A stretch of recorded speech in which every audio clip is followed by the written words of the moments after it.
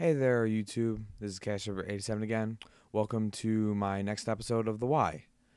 Today we are going to delve into the Worm deck. One of my favorites, and I'm going to be taking it to regional soon. So I thought it would be a good time to go kind of deep into the realm of the Worm deck instead of just covering it like I usually do. Now, what you see here, is just sort of the simple worm engine you can be running. Like in typical worm control is what I'm going to be talking about today. There are a few other, like the only other variant I know is like a swarm deck with worm king, a queen, and I've tried it and it's okay. But it's not as good as control. Um, what we start off with is we start with 3 Worm X, 3 Worm Yagin, 2 to 3 Worm Cardos, 1 Worm King, and then Lynx is optional. There are Lynx builds which have their own kind of merit, and then you're going to be running 3 Meteorite, and that's usually the very core of the Worm deck.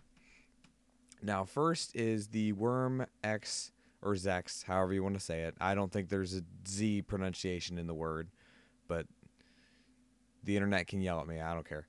And Worm Yagin. Now, Worm X acts like a foolish burial for worms when he's normal summoned, and he's basically your only regular beater in the deck outside of rank 4s and Worm King. But basically, he's a foolish burial for worms, and most of the time, 99% of the time, you're going to be sending a Yagin. I've never sent a Cardos, and I've occasionally sent a King when I've had a Monster Reborn in hand, but a lot of times I usually save my King for W Meteorite.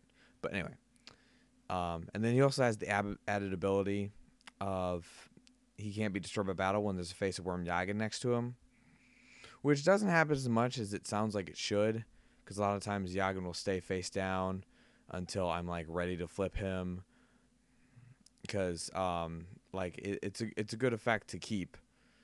So a lot of times you're gonna want to keep it face down to use it or exceed away. So,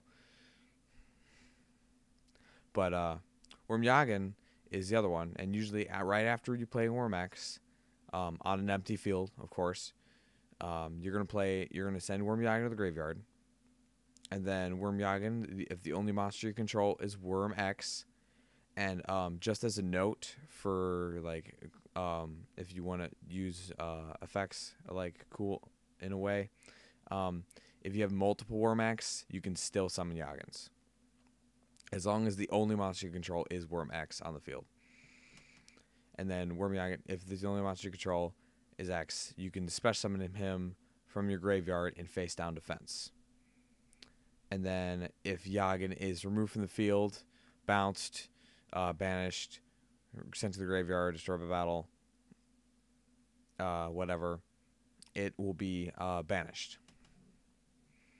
Unless it is flip face up and then back face down, essentially resetting any lingering conditions on it.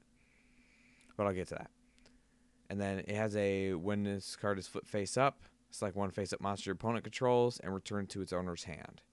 A compulsory, which is mandatory when it's flip face up. So I kind of consider Yagin the real MVP of the deck, because in an age of synchros and then when it changed to Xyz, it would still do the same things that it basically plus ones off of them. Like fusions, like any of the extra deck things turns Yagin into a +1 instead of just a temporary bounce, which is really good. And he has 1800 defense. Essentially, his stats are flipped from X. X has 1000 defense. Worm Yagin has 1000 attack. 1800 attack on X, 1800 defense on Yagin. And but usually this is kind of like the way these two right here are the way you make rank 4s in the deck.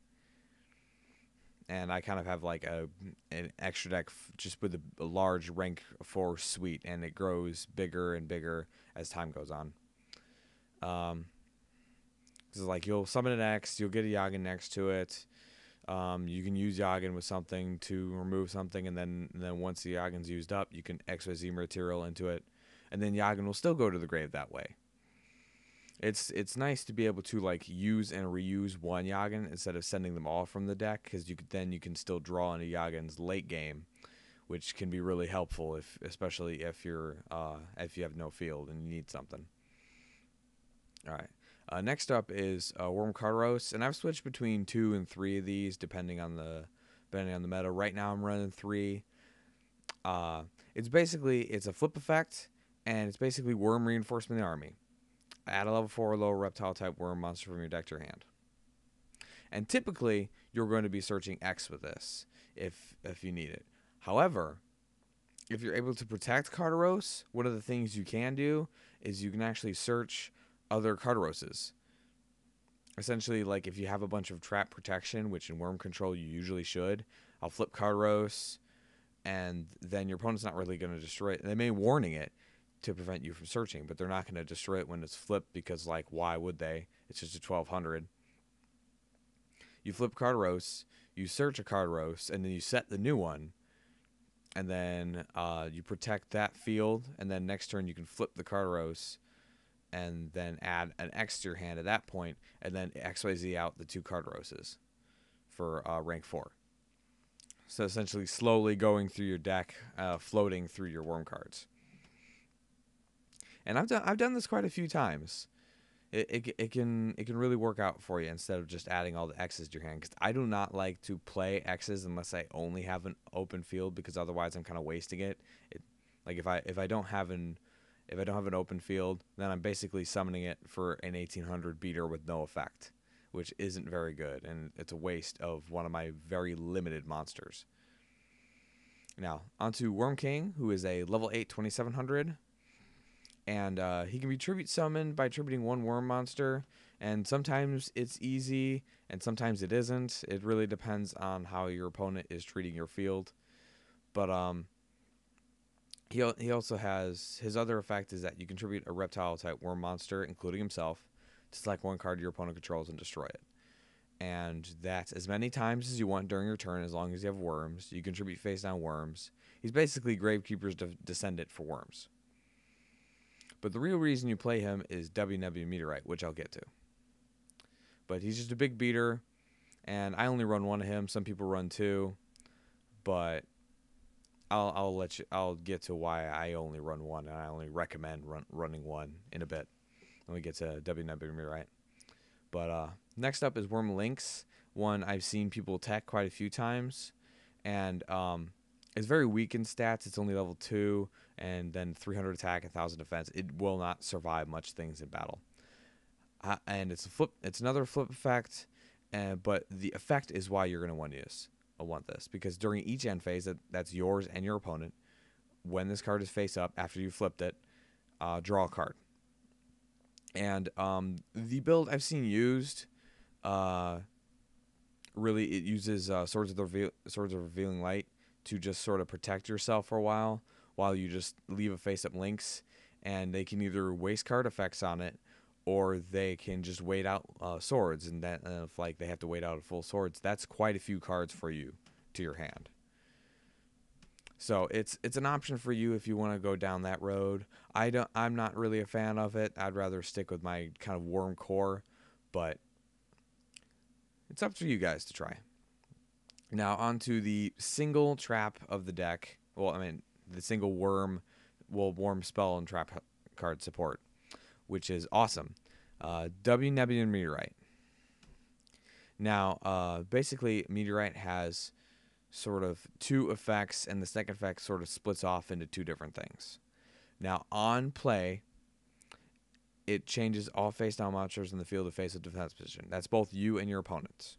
And it's actually an activation requirement to have a face-down monster to flip it. Now, usually I will use this on me to when I have a Worm Carderos or Worm Yagan face down, and then I'll flip them. Like Worm Carderos, I'll do it in the end phase to get W Nebular Meteorite's end phase effect plus Carderos's flip to search. And then a lot of times during the in the battle phase, if something's attacking like X, like something big or something I don't want to see on the field, I'll flip W Nebula then, and then it'll flip Yagen, which will bounce a monster to my opponent's hand. It's kind of disrupting plays, and I've done that a lot, and I will continue to do that a lot. But the end phase part of W Nebula Meteorite is the reason to be using the card. During the end phase of the turn you activate it, you change all face-up light reptile monsters, so basically all your worms, to face-down defense. And then you draw one card for each. So usually that's like if I usually play it on a Worm Yagen combo, so that's 2 cards in my end phase, and plus a reset Yagen. Like Wormax will go down, which doesn't really mean anything, and Worm Yagen will go back down, which means I can use it to bounce something else. And then after you draw, you can special summon a 1 level 7 or higher light reptile type monster from your deck, which is Wurmking. Now it's really the only reason you should be running Wurmking in the first place, because worm builds before W did not run Wurmking at all. It just ran these 3 and maybe Lynx. Well, actually, they all did run Lynx. That's right. There was stumbling builds, but that was a deck of the past. Just some things to know about W Nebula Meteorite. The summon of King cannot be negated when it happens. So like your opponent can't Solemn Warning when King comes out because it's an effect that it's like a delayed effect. They can warning the activation of Meteorite though. So that's what you have to watch out for, is people who know that you can warning Meteorite. Also, Meteorite can be disrupted because when you flip it, and then during the end phase, if you have no worms, you cannot flip them face down. You cannot draw, and then by cessation of the effect, you cannot summon a Wurmking. So it sort of just like collapses on itself. If you do not have reptiles to flip face down, you can't do any of the end phase effects. But it's just some things to watch out for. Now, in my Atlantean video, I showed a bunch of like different tech and stuff to use. But in Worm Control, a lot of the tech I've used spans so ridiculous. So what I'm going to do is I'm going to take you to my current Worm deck I will be bringing to the regionals. I'm pretty confident in the build right now. I really like how it's running. Now, as you can see, I run 3 Axe, 3 Yagen, 3 Carteros, and a King. And then I also run 3 Thunder King, which I used to run. I like dropped recently, but I put it back in because I thought it wasn't gonna be good going into this format. And then every like hero stepped up, Wind Up stepped up with their other searching, and I'm like, well, now I have to put it back in. So 3 Thunder Kings back in the deck, and then the deck is primarily light, so Honest. But I would watch Honest honestly if you're not running sort of this lineup. Like from here, like if you're not running Thunder King or running less, I would not even consider Honest, because in the past when I was running like 2 Thunder Kings or no Thunder Kings, I would dead draw Honest a lot, and so I had to like set him for my 1900 defender, and that's all I could do with it. I mean, it's not bad, and it can keep bouncing and sort of being like a chump attacker, but I would rather have something else that's helping me. But I tried it again, and it's been really working. So, all right. And onto spells, we have 2 duality because the deck doesn't special summon that often. Like it does special summon with the Yagen, and then it does the special summon with King on your opponent's turn usually. So it doesn't matter. And then Xyzing out. But still, duality is very helpful for searching your deck for your key cards and power traps, stuff like that. Now, something I've been trying recently and really liking is instead of MST at all and heavy, because of course you have a giant trap lineup, is Forbidden Lance.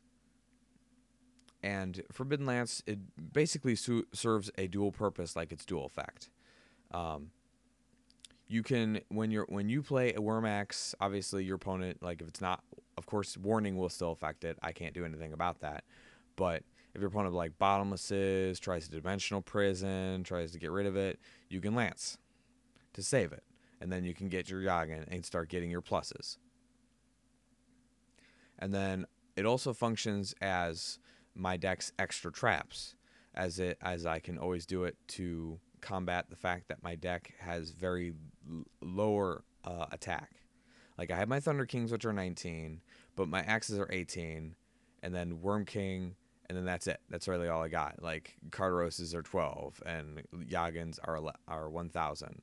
So if my opponent summons like just any sort of Xyz or Tribute or a Synchro or Fusion Monster, whatever, like I have a problem with that. Like one of the reasons I've had so much problem with heroes in the past is just because they can get Alias whenever they want, and it's 1900, and then I can't. They just runs right over X and right over Yagan, and then I can't do anything about that. But Lance will help that because it'll just make its attack not matter. And then one book because of course you'd run book, one Dark Hole, one Monster Born, easy. 3 Nebula Meteorite, of course you'd be running 3. It's one of the things you can side out if you side out some of the worms, but I meant in the main I would run 3. I would not run less. 3 Prison, really good right now. In Heroes, it gets rid of Shining without the effect. It gets rid of Grapha and Dark Worlds. It protects your sets like Carteros and Yagan. That if you just want to like save it for Xyzing. 2 Warnings. 2 Bottomless, 2 Starlight Road. I'm not a fan of running Road, but it's kind of in the point in the format that you kind of need to. Just with 2 Torrentials, 2 Mirror Force, Heavy, Dark Hole, and just like Heroes running 0, Lightsworn still being randomly everywhere with Judgment Dragon. I feel like I still need Road. Now, against certain decks, I can side it out, but against certain decks, I'll need it. Actually, recently some worms went to YCS Indy, and they were running 3 Road because they had the logic of if you open with Road, you basically win, and they did really well. So I can't argue with that. I wouldn't like running a 3rd Road, and I only have the 1 Stardust right now. But 2 Torrential. Now I don't like Torrential in here either, but a lot of times this deck is going to be sitting with really relatively little to no field at all, and your opponent's going to be like with windups and like other crazy swarm decks. You're going to want to stop them before they can get to you. And then 2 Mirror Force, the same reason as Prison. I meant like right now I'd run Prison over Mirror Force just because you'd want Banishment over Destruction, but like if you have room for both, run both. 1 Judgment. And then also, this Dark Coffin is actually supposed to be a Silver Sentinel, which I'll point out here. I'm tacking 1 Silver Sentinel right now, and I like it. And honestly, if I get the chance, I want to get a second one and test 2 of them with Reinforcement of the Army, because I kind of want to play mind games with the opponent. And like I want a reinforcement so it's in my hand, so they know I have it. So they freak out about random MSTing my back row. And I won't give them reason to hit face up because I won't have any face ups. Like I'm not running Fiendish Chain for that reason. But the reason why it's Dark Coffin in this is because Silver Sentinel does not work on dual network at all. Because I cannot set it straight to the spell and trap zone. So I give away that it's Silver Sentinel right as I set it. So there's no point to run it on dueling network. But currently in my side deck, I have 2 Cyber Dragon to help fight machines, 2 Fossil Dynas. I kept them in the side a while. I like them right now. You can either put them face up right away to like prevent your opponent from special summoning, especially like backed up with like Lance or something like that. Like because like even Thunder King cannot run over a Apache packed up with a Lance, because you have to run something at least 2,000 to crash into it.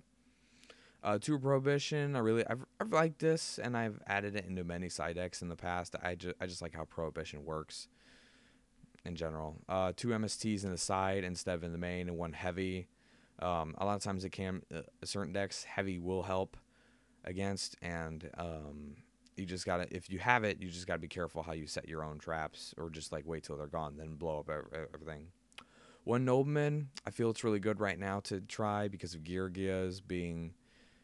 Geargias like setting their armors, and even windups will set magicians, and a lot of decks still run a lot of face downs, so it's good to do. I run 1 Super Poly for heroes to sort of just make my own Shining and Zero. I got in the extra, but also I'm just waiting for that one time I do a mirror with worms and I could side it in to make Zero, because I've kept him in the extra deck since I made the deck, just because I've had the room.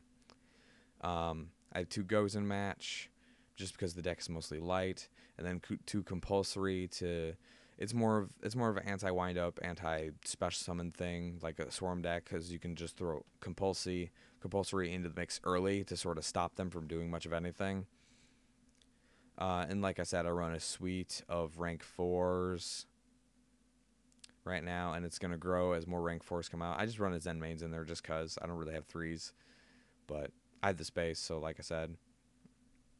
And then if I get a second Stardust Dragon, I might try Starlight Road sometime and see how that runs. But right now, I'm kind of confident with the build I have. There's tons of other tech and stuff for worms. Just a lot of general control traps. That's what it is. It's just a lot of general control spells and traps is what you're going to consider. I've done things like Vanity's Emptiness. I used to use a tech. What was it? I know it was. I can't remember the name of it. But it was a trap that was basically kind of like Honest. Like when your opponent attacked with a monster while you control a light monster, you negate the attack, and then one monster gains the attack until the end of your next end phase.